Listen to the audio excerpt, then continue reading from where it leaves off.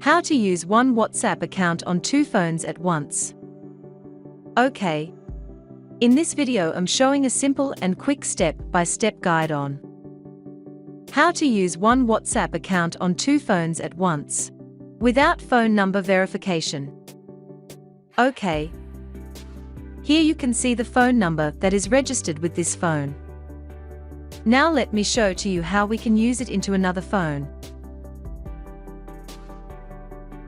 But before I start, if you're new, don't forget to subscribe on this channel for more tech videos. Here on the second phone, tap to open WhatsApp. Tap on Agree and Continue. Here, instead of entering a phone number, move up here. Tap on the three dot lines. Tap on Link as companion device. Here the QR code scan will pop up. Now move to the first phone with registered number. Again, tap on three dot lines. Here tap on Link Devices. Tap on Link a device. Okay.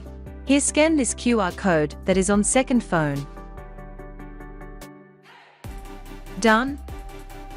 Now you can see we have successfully connected the one WhatsApp account into phone easily.